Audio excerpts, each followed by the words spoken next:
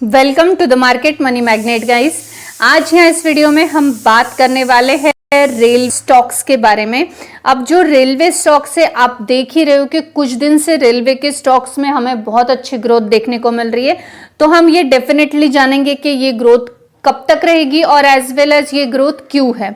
साथ ही साथ हम बात करेंगे आरवीएनएल की, जो कि सारे रेलवे स्टॉक्स में सबसे ज्यादा ग्रोइंग स्टॉक आपको आरवीएनएल देखने को मिल रहा होगा कि सबसे ज्यादा ग्रो जो है ये आरवीएनएल हो रहा है।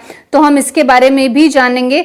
अब जो रेलवे के स्टॉक है, जैसे कि इरकॉन हो गया, रेलटेल हो गया, आईआरएफसी हो गया, साथ ही साथ आईआरसीटीसी हो गया, ये सभी रेलवे के स्टॉक अच्छे ग्रोइंग है। हम ये डेफिनेटली जानेंगे और ये ग्रोथ आपको कब तक देखने को मिलेगी या एक अच्छा खासा फॉल भी आ सकता है और वो कब तक आएगा, हम ये भी डेफिनेटली देखेंगे।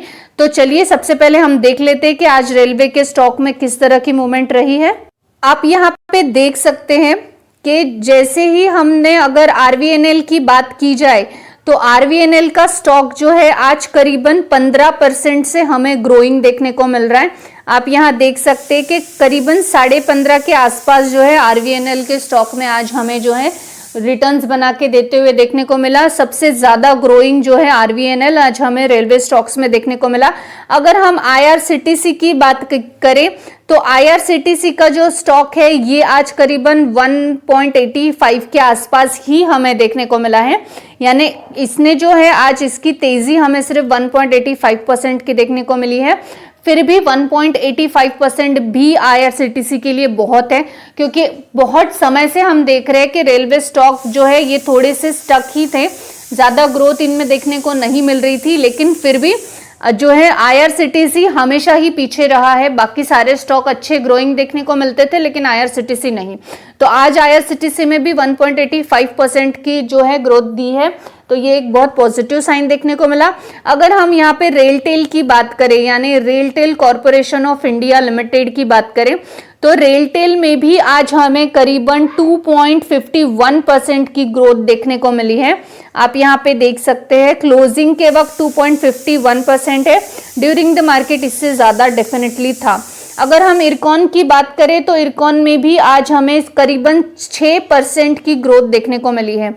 इरकॉन और आरवीएनएल सिमिलरली पैरेलली ग्रोथ दिखाते हैं। बहुत टाइम आप देख सकते हैं इनकी ग्रोथ पैरेलली देखने को मिलती है, लेकिन फिर भी आज आरवीएनएल की हमें ज्यादा देखने को मिली है कंपेयर टू इरकॉन। हम डेफिनेटली जानेंगे क्यों। और आईआरएफसी की बात करें तो आईआरएफसी में भी डेफिनेटली आज हमें करीबन 7-7.5% का मोमेंटम देखने को मिला है, जो कि एक बहुत पॉजिटिव साइन इस स्टॉक के लिए देखने को मिलता है। अब जब ये सारे स्टॉक है रेलवे के, ये सभी स्टॉक इतने अच्छे से ग्रोइंग देखने को मिले हैं, तो इनके पीछे का रीजन क्या है। सबसे पहले तो मैं आपको बताना चाहूंगी कि जो आरवीएनएल है यानी रेल विकास निगम लिमिटेड, रेल विकास निगम लिमिटेड के ये ग्रोथ के पीछे का जो कारण रहा है वो रहा है दिल्ली मेट्रो का एमओयू साइन इसने किया है। एमओयू साइन करना यानी डेफिनेटली आने वाले समय में जो दिल्ली में मेट्रो से रिलेटेड काम होंगे, जितने भी स्टेशंस बनेंगे, जितने भी प्लेटफॉर्म्स बनेंगे, जो भी कंस्ट्रक्शन का इंफ्रास्ट्रक्चर का काम होगा, वो सारे काम आरवीएनएल को मिलने वाले हैं। अभी एमओयू साइन किया है, दैट डजंट मीन कि कोई कॉन्ट्रैक्ट मिला है, लेकिन आने वाले समय में कॉन्ट्रैक्ट इनको मिलने वाले हैं।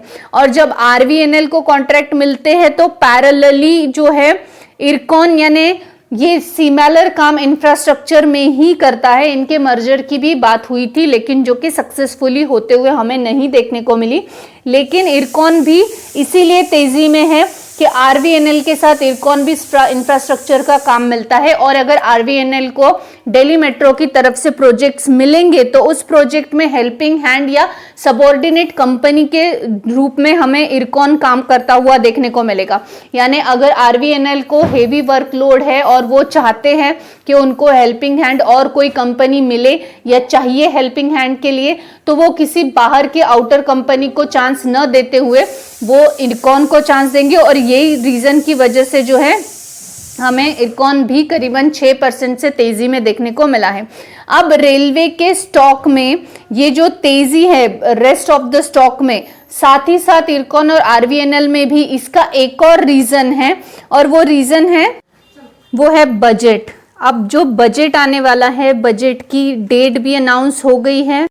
वैसे भी हम सब जानते ही है कि जो बजट का सेशन चलेगा वो 22 जुलाई से चलेगा, वो भी अगस्त महीने तक, और 23 जुलाई के दिन हमें बजट रिप्रेजेंट होगा या बजट हमें डिक्लेयर करने वाले हैं हमारे सामने। तो अब जब 23 को बजट होगा तो बजट का जो मेन एजेंडा है या जो इम्पोर्टेंट एजेंडा है या डेवलपमेंट का पार्ट है, इसमें हमें रेलवे, इंडियन रेलवे देखने को मिलेगी और साथ ही साथ रोड्स। अब ये दोनों चीजें इंफ्रास्ट्रक्चर से रिलेटेड हैं, और जब गवर्नमेंट की तरफ से बजट अनाउंस होगा और रेलवे को एलोकेशन होगा तो डेफिनेटली यहाँ पे जो है हमें रेलवे से रिलेटेड जो कंपनियां हैं ये इफेक्टेड देखने को मिलेगी या ये पॉजिटिव में हमें देखने को मिलेगी। सबसे पहले तो बजट आएगा भी तो आईआरएफसी में आएगा, तो आईआरएफसी में जब फंड आएगा और वहां से डिस्ट्रीब्यूट होगा, तो डिस्ट्रीब्यूशन होगा भी तो किसको होगा, तो सबसे पहले इंफ्रास्ट्रक्चर से रिलेटेड बात की जाए तो आरवीएनएल, रोड या कंस्ट्रक्शन से भी आप बात कर रहे हो तो इरकॉन, ये इन लोगों को जो है हमें डिस्ट्रीब्यूट होता हुआ देखने को मिलेगा। साथ ही साथ जब स्टेशंस बनेंगे, रोड बनेंगे, तो वहां पे जो है टेलीकॉम से रिलेटेड जो भी काम होगा वो रेलटेल को मिलता हुआ देखने को मिलेगा। और जब ये सारी डेवलपमेंट हो ही रही है तो आईआरसीटीसी में डेवलपमेंट होना लाजमी है। पर यहाँ पे सबसे मेनली हम देख रहे हैं कि जो हमें अफेक्टेड देखने को मिल रहा है पॉजिटिवली रनिंग में, वो आरवीएनएल है। अब आरवीएनएल की इतनी तेजी के पीछे तो दो रीजन हो गए।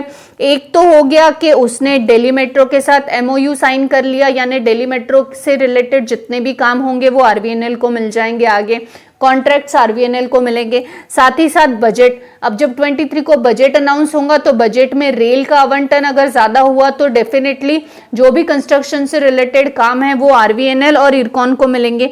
तो यहाँ पे रेलवे स्टॉक्स के तेजी के पीछे का रीजन बेसिकली बजट ही है, और जितना हम बजट की डेट से नजदीक आते जाएंगे आपको रेलवे के स्टॉक्स में उतनी ग्रोथ देखने को मिलती जाएगी। बाकी इनको जो कॉन्ट्रैक्ट्स मिले हैं हमने वो डिस्कस नहीं किए हैं, क्योंकि कॉन्ट्रैक्ट्स जो मिलते हैं वो डेफिनेटली उससे भी स्टॉक्स ग्रो होते हैं, लेकिन फिलहाल और आने वाले समय में ये मेनली रीजन आपको देखने को मिलेगा कि बजट के चलते रेलवे के स्टॉक्स जो है इनमें अच्छी ग्रोथ देखने को मिलेगी। अब अगर बजट सेशन में हमें रेलवे के स्टॉक्स के लिए कोई खास आवंटन या लास्ट ईयर से ज्यादा एलोकेशन देखने को नहीं मिला तो यही रेलवे के स्टॉक आपको बजट के बाद या बजट के दिन डाउन जाते हुए देखने को मिलेंगे या क्रैश होते हुए देखने को मिलेंगे। ज्यादा से ज्यादा करेक्शंस इनमें आता हुआ देखने को मिल सकता है। अब यहाँ पे जो है आपको एक मोस्ट इंपॉर्टेंट क्वेश्चन आ रहा होगा आपके दिमाग में, क्या अभी इस समय आपके लिए सही समय है इन्वेस्ट करने का? अगर आप ये चैनल पहले से देख रहे हैं तो यही स्टॉक जो आरवीएनएल का स्टॉक है या इरकॉन का स्टॉक है, आईआरएफसी का स्टॉक है, ये स्टॉक महज 20-25 रुपए के थे। इरकॉन नहीं, इरकॉन करीबन आई थॉट 150-200 की रेंज में था, अदरवाइज आरवीएनएल 25 रुपए का था और आईआरएफसी भी 25 रुपीज के आसपास था। तभी मैंने आपको ये स्टॉक्स बोले थे बाय करना चाहिए, और हमने तब भी इनका फंडामेंटल एनालिसिस किया हुआ है। आप जाकर ये स्टॉक्स को चेक कर सकते हैं, आपको मेरे वॉच लिस्ट में मिल जाएंगे। अगर आपने ये 20-30 रुपए पे बाय किए होंगे तो डेफिनेटली आज आप बहुत ज्यादा बेनिफिशियल पोजीशन पे रहेंगे। अगर हम बात करें कि फिलहाल आज की पोजीशन में ये स्टॉक को बाय कर सकते हैं क्या, तो अभी ये ओवर वैल्यूड हो चुके हैं, ये बहुत ज्यादा हम बोल सकते हैं हाई पीक पर है अपने, और अगर आप पीक के पोजीशन पर ये स्टॉक्स को बाय करते हैं और कल करेक्शन आता है तो आप डेफिनेटली इसमें मार खा सकते हैं, या आप डेफिनेटली इस चीज में आपको पछतावा फील होगा कि मेरा लॉस हो गया।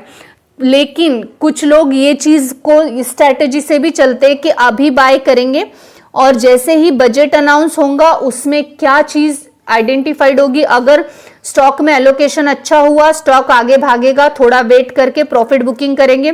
अगर नहीं एलोकेशन एक्सपेक्टेशन के हिसाब से हुआ स्टॉक गिरने जाएगा, वैसे ही वो लोग बाय करके प्रॉफिट बुकिंग करेंगे।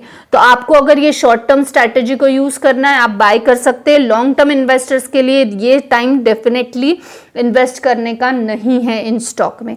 आई होप गाइस आपको इन्फॉर्मेशन इन्फॉर्मेटिव लगी होगी। Thanks for watching.